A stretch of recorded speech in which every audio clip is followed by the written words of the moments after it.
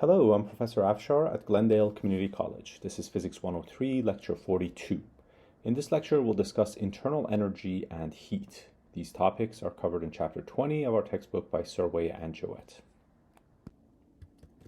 In this lecture, we want to discuss energy. You should already know quite a bit from your mechanics course regarding energy, but we want to take that understanding a little bit deeper. To begin with, consider a box or a block resting on the floor. We're going to say that the height is equal to 0 and the mass of the block is 1 kilogram. The block is at rest, and we want to know what is the energy of this block. In your mechanics course, you learn about different kinds of energy. You learn about the kinetic energy of an object that's associated with its motion, more precisely its linear motion. That energy is expressed as 1/2 mv squared. You also learned that an object could be rotating in general, like a wheel, for example. In that case, it would have rotational or angular kinetic energy expressed as 1/2 I omega squared, where I is the moment of inertia and omega is the angular speed. You also learned that an object could have some potential energy, specifically gravitational potential energy, which is expressed as mgy. And if the object is attached to a spring and the spring is compressed or stretched by some distance x, then we could have spring potential energy or elastic potential energy, which is 1/2 kx squared. The sum of all of these energies together was referred to as mechanical energy. These are the types of energy that you learn about in your mechanics course. If we apply this equation to this particular mass here, we find quite simply that the energy is equal to 0. We're saying the object is at rest, so V is 0. The object is not rotating, so omega is 0. The height of the object is 0, and the object is not attached to a spring, or if there were a spring, we could say the spring is not compressed or stretched, so X is 0. So this is a relatively simple question. Let's make it a little more interesting. We now have an identical block. Its mass is 1 kilogram. It's also on the floor at a height of y equals 0, but this time the block is moving, let's say in the positive x direction, with a speed of 4 meters per second.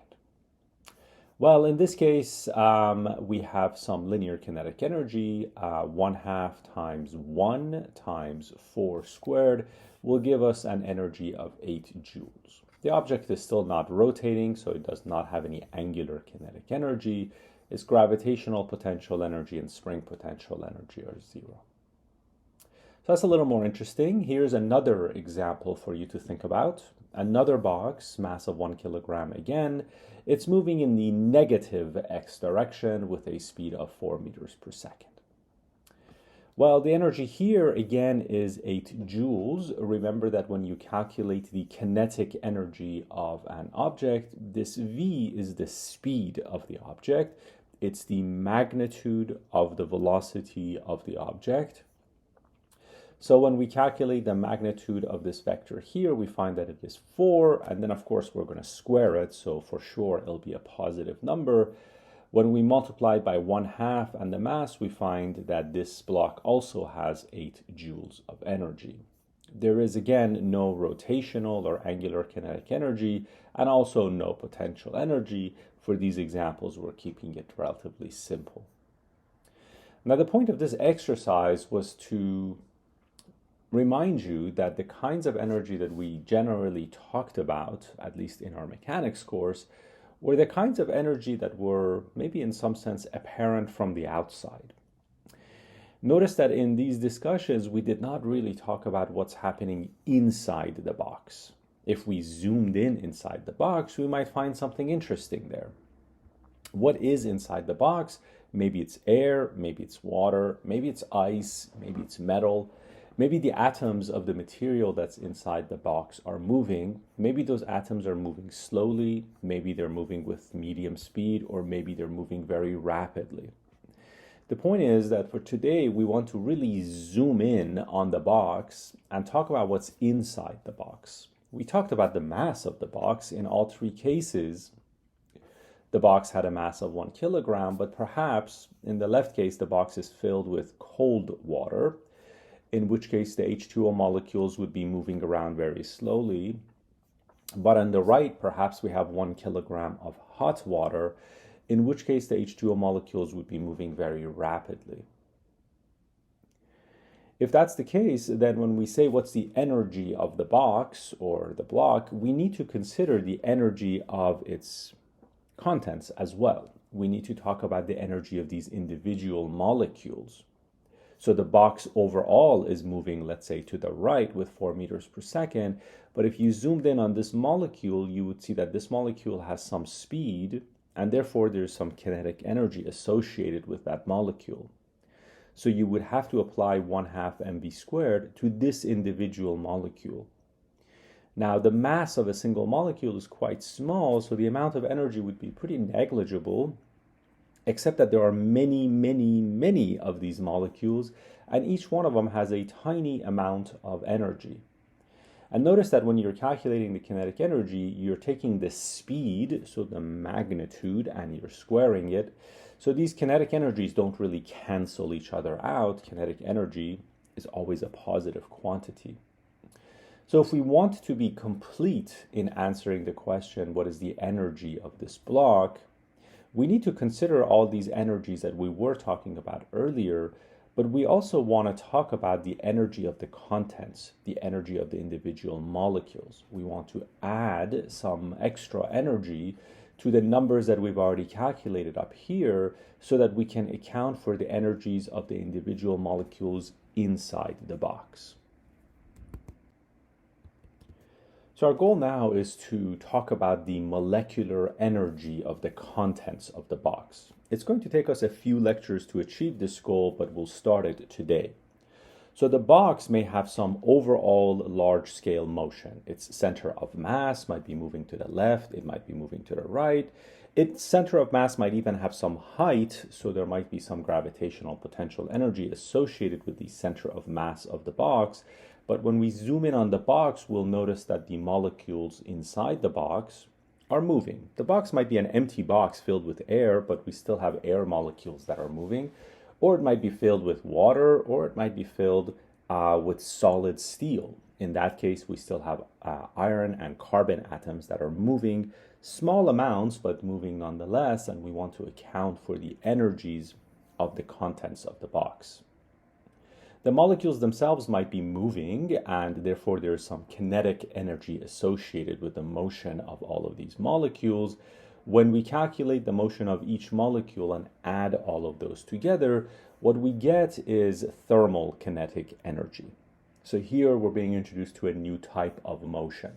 The box itself overall might be moving to the left, and that's just linear kinetic energy. That's the kind of energy that you'll learn about in your mechanics course.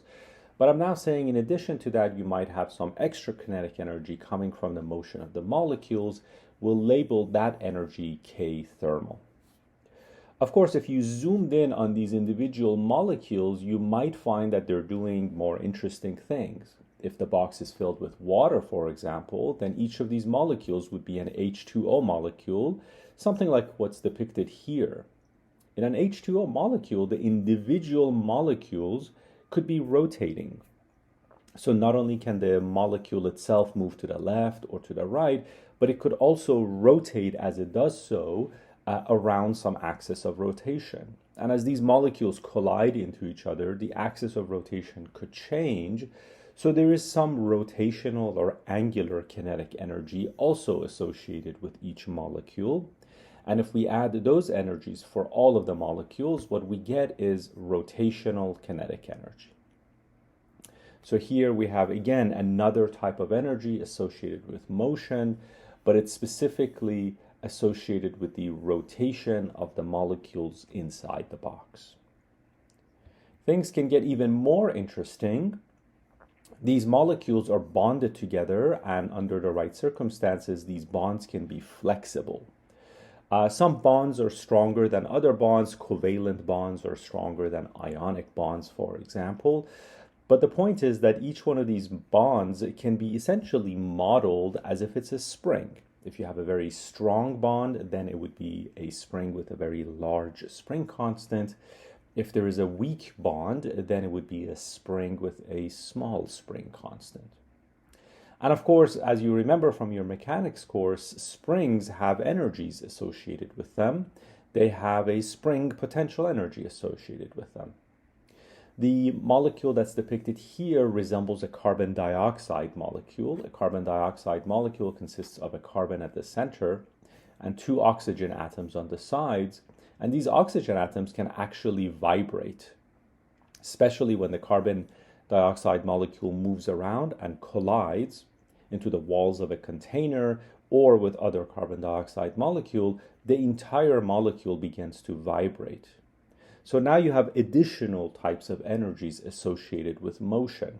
You have the spring potential energy of the small bonds, we'll call that U vibrational. And then, of course, as the molecules themselves move, as they oscillate, they'll have some additional kinetic energy associated with that, and we'll label that as vibrational kinetic energy. So the box might be sitting on the floor, and it might not be moving, it might be at rest, but when you zoom in on the box itself, you'll see that the molecules inside, whether they are carbon dioxide molecules or H2O molecules or just iron atoms, they can be doing some very interesting stuff, and all of the different types of motion and movement that the molecules can have will add to the energy of the box. And here we're just labeling those energies. It may not be obvious at this point how you would calculate each one of these energies, but you should recognize that there's a lot more energy in this box than meets the eye. In summary, calculating the energy of an object can be quite complicated. Not only do you have to know the speed and the height of the object, but you also have to know the contents of the box. You have to know what the object is made of. You have to know what the atoms and molecules of the object are doing. To organize our thinking, we'll divide all types of energy into two broad categories. We'll call them external energy and internal energy. External energy is essentially the type of energy that you're familiar with from your mechanics course. It's also known as mechanical energy, and it's energy that's associated with the macroscopic or large-scale properties of the object, such as its position, its height, and its speed. To calculate the external energy of an object, you would zoom out and you would just concentrate on what the center of mass of the object is doing. You would need to know what the speed of the center of mass is to calculate its linear kinetic energy. You would want to know if the object is rotating. In that case, you would need its moment of inertia to calculate its angular kinetic energy. You would want to know the height of the center of mass to calculate its gravitational potential energy, and then possibly other types of energy. But all of these types of energy, included under the category of external energy, they're basically associated with the large scale or macroscopic properties of the object. They are not sensitive to what the object is made of or what its molecules are doing. The other category is internal energy, also known as thermal energy. It's called thermal energy because it's associated with thermodynamics and heat. We'll talk a lot more about heat soon. Internal energy is associated with the microscopic or small scale properties of the material or the object. It depends very much on the specific atoms and molecules of the object. We haven't quite learned formulas for how to calculate internal energy, but some of its components are the following. There is thermal kinetic energy that is associated with the motion of the molecules in the X, the Y, and the Z directions. The molecules don't have to necessarily be moving in the X, Y, Z directions. They could be sitting at rest, but they could be rotating in place. And if they are rotating in place, then they would have some rotational kinetic energy. They don't even have to be rotating. They could simply be sitting at rest, vibrating. And if they are doing that, then there would be some vibrational kinetic energy.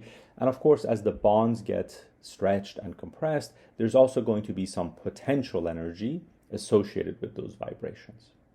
There's also other types of energies, but these are the ones that we're primarily interested in. It'll take us some time to learn how to compute this internal energy, but that's the long-term goal of these lectures. So we haven't yet learned how to compute internal energy, but we know the internal energy of a system can change. And that change in the internal energy is referred to as heat, which we will denote using the letter Q. So a little more precisely, heat is the transfer of internal energy between two systems. Whenever we have two systems that are somehow interacting with one another, one system may lose internal energy, the other system may gain internal energy. That transfer or change in the internal energy is referred to as heat. The most common mechanism for heat is thermal conduction. When we talk about thermal conduction, we're essentially talking about the transfer of energy through molecular or atomic collisions. There are other mechanisms for heat, and we'll discuss those in later lectures, but perhaps the most common and the easiest to visualize is thermal conduction. For example, consider two blocks of aluminum. Suppose one block is a relatively cold, low temperature block of aluminum, and the other one is relatively high temperature. The molecules are moving, and in the object with the higher temperature, the molecules generally move faster. At the boundary between the two blocks, where they are in physical contact, there's going to be collisions between the molecules, and these collisions will result in the transfer of energy from one system to the other. This transfer of energy is referred to as heat. Note that there is a subtlety in the definition here. Heat is not internal energy.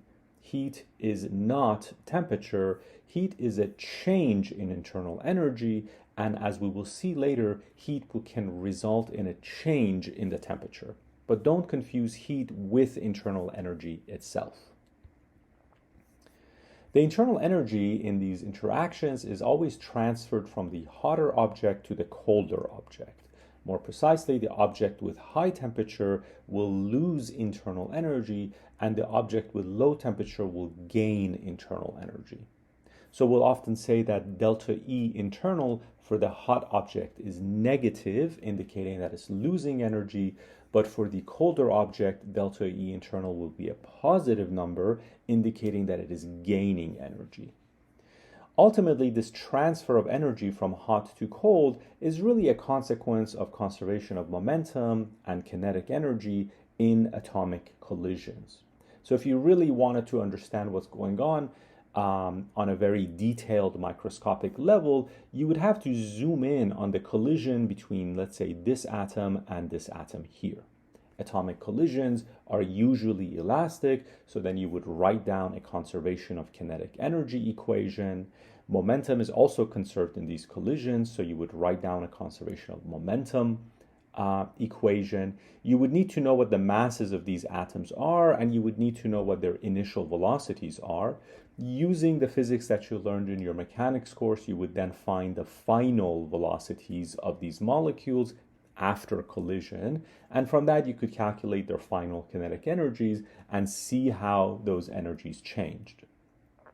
Once you're done analyzing this pair of atoms, you would have to analyze this other pair of atoms and every other pair of atoms that are colliding at this boundary, and the net result is going to be some transfer of energy from the hot object to the cold object.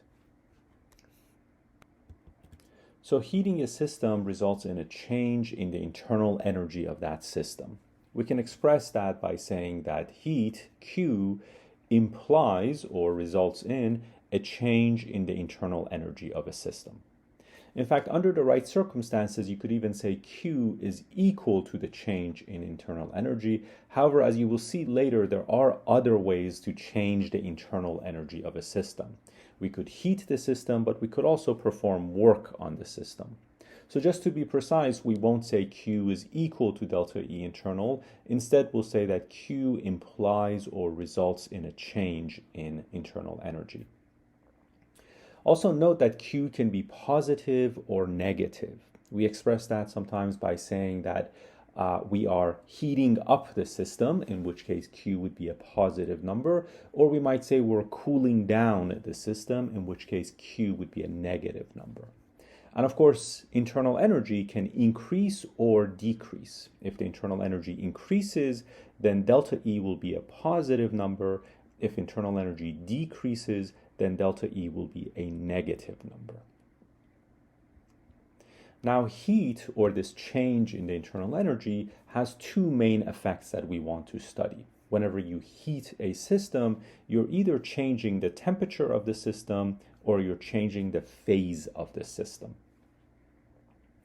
A temperature change essentially corresponds to a change in the molecular kinetic energy. So roughly speaking, when the temperature of some substance goes up, its molecules begin to move faster, and when the temperature goes down, its molecules begin to move slower.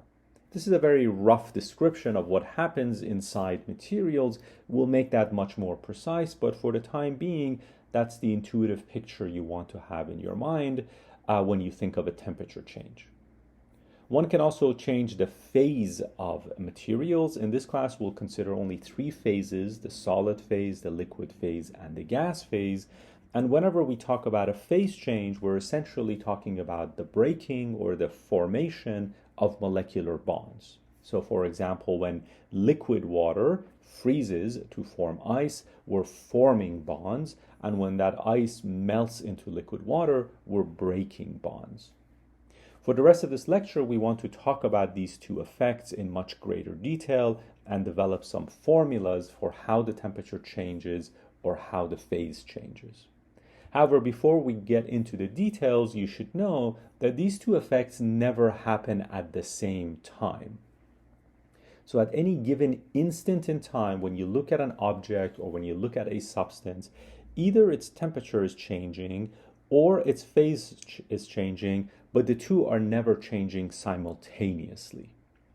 The reason for this is not at all obvious, and you will have to learn a little more about thermodynamics to appreciate this fact, but for now you should know that at any given moment in time, either a temperature change is happening or a phase change, or perhaps neither, but never both. The two can never happen simultaneously. They can happen sequentially, one after another, but they will never happen at exactly the same time. So heat has one of two effects on an object. It could either change the temperature of the object or it could change its phase. Let's discuss that first effect in detail. More specifically, let's discuss the following question. How much heat Q must we add to a substance with mass m to change its temperature by delta T? So imagine that you have, let's say, a pot of water and you've placed it on the stove, and all you want to do is raise the temperature of the water by a few degrees Celsius. And the question is, how much heat do we need to achieve this change in the temperature of the water? Now, as you can probably imagine, the answer should depend on how much water you have. In other words, Q should somehow depend on the mass of the water. If you only have a few grams of water, you should be able to raise its temperature by a few degrees pretty easily, pretty quickly. On the other hand, if you have a few liters of water, if you have a large pot of water on the stove, it might take a long time. You would need a lot more heat to change the temperature of a large quantity of water. Of course, the answer should also depend on exactly what you're heating. Heating water should be a little bit different than heating, let's say, air or heating a solid block of aluminum. So we also expect that Q should somehow depend on properties of the substance or the material that you're heating. Q, of course, should also depend on delta T. Are you trying to change the temperature by 1 or 2 degrees, or are you trying to change the temperature by 50 degrees? So we expect that Q should also depend on delta T. Experiments show that Q depends on all of these variables linearly. More precisely, Q is equal to the mass of the substance times some constant times the change in the temperature that we wish to achieve. This constant here, lowercase c, is referred to as the specific heat capacity of the substance. It's a different number for different materials. Ultimately, it depends on the microscopic properties of the atoms or molecules of that substance. Here are some examples of specific heat capacity. Water in its liquid phase has a specific heat capacity of 4,186 joules per kilogram per Kelvin. Water in its solid phase, so ice, has a different specific heat capacity, and aluminum and copper and virtually every other element also have their own specific heat capacities. Eventually, we'll learn how to compute the specific heat capacity for a substance based on its microscopic properties, but for now, you can just refer to a table like this, and knowing the mass of the material that you're trying to heat, you should be able to compute the amount of heat that's required to change its temperature by any given amount. The relationship between heat and temperature change involves the specific heat capacity. Now, I'll say a lot more about specific heat capacity in future lectures, but for now, you might want to develop your intuitive understanding of the concept. Specific heat capacity is the amount of heat required to raise temperature of 1 unit of mass by 1 unit of temperature. Since we like to use the SI units, here we're talking about raising the temperature of 1 kilogram of some substance by 1 Kelvin. Now recall that the increments on the Kelvin scale are equal to the increments on the Celsius scale, so a temperature change of 1 Kelvin is equal to a temperature change of 1 degree Celsius. For that reason, in this context, people often switch back and forth between kelvins and Celsius. We can see the same thing by starting with this equation, which you saw on the previous slide. By rearranging this equation, you can express the specific heat capacity in this form.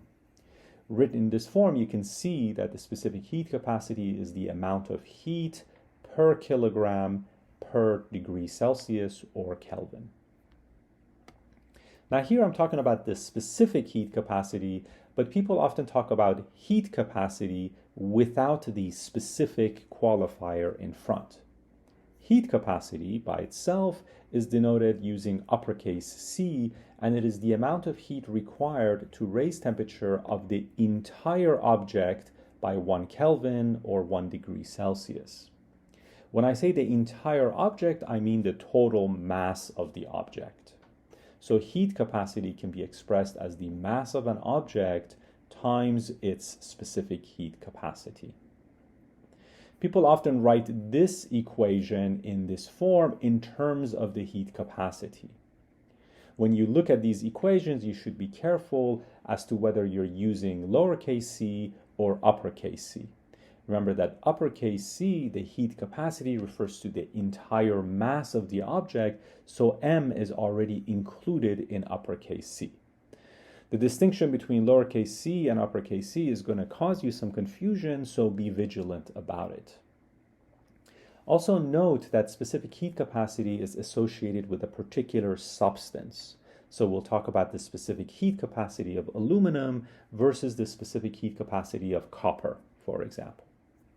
Heat capacity, on the other hand, is associated with a particular object. So we'll talk about the heat capacity of this 5 kilogram block of aluminum or the heat capacity of that 7 kilogram block of aluminum. I should also mention that in practice, when one discovers a new material, one often measures the heat capacity of the object first and then calculates the specific heat capacity for that substance or material by dividing the heat capacity by the mass of the object. To better understand heat capacity, let's do a practice problem. Suppose a 4 kilogram block of aluminum is heated. In the process, 18 kilojoules of energy is transferred to the block to change its temperature from 22 degrees Celsius to 27. Calculate the heat capacity of the block and also calculate the specific heat capacity of aluminum. Notice that we're talking about the heat capacity of the object, but we speak about the specific heat capacity of the material or substance of the object. For part A, recall that heat and temperature change can be related by this expression here. Rearranging this equation, we find that the heat capacity is simply equal to 18,000 joules divided by the temperature change.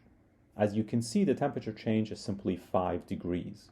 Now, if you want, you can convert from degrees Celsius to Kelvin, but then you would see that the temperature change is still 5 degrees. So the heat capacity ends up being 18,000 divided by 5, which is 3,600 joules per Kelvin, or equivalently 3,600 joules per degree Celsius. For part B, recall that the heat capacity is equal to the mass of the object times the specific heat capacity of the material or substance of the object. Rearranging this equation, we find that the specific heat capacity is equal to 3,600 divided by 4, which is equal to 900 joules per kilogram per Kelvin, or equivalently 900 joules per kilogram per degree Celsius.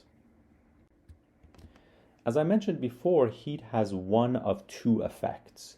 It could either change the temperature of some substance, or it could change the phase of that substance. Let's now focus on that second effect. More specifically, let's try to answer the following question. How much heat Q must we add to a substance with mass m to change its phase? So imagine you have a block of ice and you want to melt it. So you want to change the phase of this block of ice to liquid water. How much heat is required to achieve this task? As you can imagine, the answer depends on how big the block of ice is. A little more precisely, heat Q should depend on the mass of the substance. It should also depend on the type of substance you have. After all, melting a block of ice is relatively easy to do, but melting a block of steel is quite difficult to do. So we would say that we require less heat to melt ice, but much more heat to melt, let's say, a block of steel. Experiments show that the answer to this question depends linearly on both of these factors. So the amount of heat required is equal to the mass of the substance times a constant that characterizes that substance. This constant, L, is known as the latent heat of the substance. It depends on the strength of the atomic or molecular bonds. Remember, we're talking about a phase change, so we're talking about breaking or forming bonds. How strong or how weak those atomic or molecular bonds are determines the latent heat of that substance. The latent heat also depends on the type of phase change that you have in mind. Are we talking about a solid to liquid phase change, or a liquid to gas phase change? Here are some examples of latent heat for a few different substances. As you can see, we have two flavors of latent heat. We have latent heat of fusion, which corresponds to the solid-liquid phase change, and then we have latent heat of vaporization, which corresponds to the liquid-gas phase change. So for example, for water, if you want to discuss melting a block of ice, then you want to use this number here. That's the latent heat of fusion, because we're talking about a solid-liquid transition. On the other hand, if you want to convert liquid water to gaseous water, to steam, then you should be using this number here. The latent heat of vaporization is appropriate for the gas-liquid phase transition. Also note that in the formula we have plus or minus. The plus and the minus are basically indicating that Q can be positive or negative depending on which direction the phase change takes. So you can convert water from solid to liquid, or you can go from liquid to solid. One of those will take the positive sign, the other one will take the negative sign. You'll have to decide which to use based on the context of the problem. To better understand phase changes and the latent heat, let's discuss the three main phases of matter. Most substances can be either in the gas phase, the liquid phase, or the solid phase. The transition from solid to liquid is referred to as melting, and the reverse transition from liquid to solid is referred to as freezing. The transition from liquid to gas is referred to as vaporization, and a phase change from gas to liquid is referred to as condensation. It turns out a solid can also go directly to a gas, and that process is called sublimation, and when a gas goes directly to a solid, it's called deposition. In this class, we will not be discussing sublimation or deposition. Instead, we'll focus on the solid-liquid transitions and liquid-gas transitions. When talking about a phase change between solids and liquids, we need to discuss the latent heat of fusion. When discussing the phase change between gases and liquids, we need to discuss the latent heat of vaporization.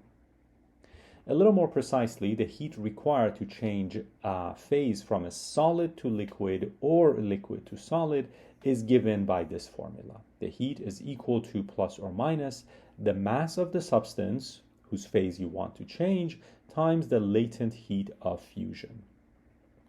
If we're going from a solid to liquid, then Q must be a positive number. That means that we need to increase the internal energy of the system, we need to heat it up, we need to add energy to it. On the other hand, if we're going from a liquid to solid, then Q must be a negative number. That means we want to decrease the internal energy of the system, we want to cool it down, we want to take energy out of the system.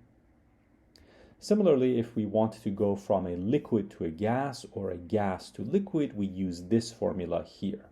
Heat is equal to plus or minus the mass of the substance times the latent heat of vaporization. If we're going from a liquid to gas, Q must be positive. This corresponds to an increase in internal energy. That means we're heating it up. If we're going from a gas to a liquid, then Q must be a negative number. This corresponds to a decrease in internal energy. We want to cool it down. Let's end this lecture with a practice problem. For part A, calculate the heat required to melt 10 grams of aluminum. Here we're talking about a phase transition, not a temperature change. So what we need is the latent heat for aluminum. This table provides the latent heats for several different substances. Now note that we're talking about melting aluminum, so we're talking about a phase change from solid to liquid. In that case, what we really need is the latent heat of fusion for aluminum, which is given in the table here.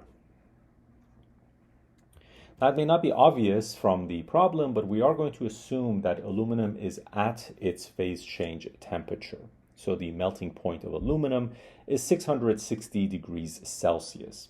If it's not at that temperature, then we have to do a separate calculation to calculate the heat required to change its temperature, and then once it has reached its phase change temperature, we can then perform the following calculation to figure out the heat required to achieve the phase change. Just to achieve the phase change, the heat that's required is equal to mass times the latent heat of fusion. Mass is 10 grams, or 10 times 10 to the minus 3 kilograms. And of course, the latent heat of fusion is read from the table. And we find that in this case, we need to add 3,970 joules of thermal energy to the system in order to melt the aluminum, in order to achieve this phase change. For part B, calculate the heat required to condense 10 grams of steam. Now here we're talking about water in its gas phase. What we need is the latent heat of vaporization because we're talking about a phase transition from the gas phase of water to the liquid phase of water. And that number is given to us in the table here. Once again, we're going to assume that the steam is already at its phase change temperature. The boiling point of water is 100 degrees Celsius. If the steam is much hotter than that, let's say 130 degrees, then we have to do a separate calculation to figure out how much heat it takes to change its temperature. Once we've figured that out, then we can perform the following calculation to figure out the heat required for the phase change. Once again, we're going to multiply the mass by the latent heat. This time we're going to use the latent heat of vaporization. And because we're going from gas to liquid, we must subtract thermal energy from the system. We must remove energy. We must cool it down. So Q is going to be a negative number. So we have negative times the mass of 10 times 10 to the minus 3 kilograms times the latent heat of vaporization for water, and we find that we must remove or subtract 22,600 joules of thermal energy from the steam in order to convert it to liquid water. And that is the end of this lecture. Thank you for your attention.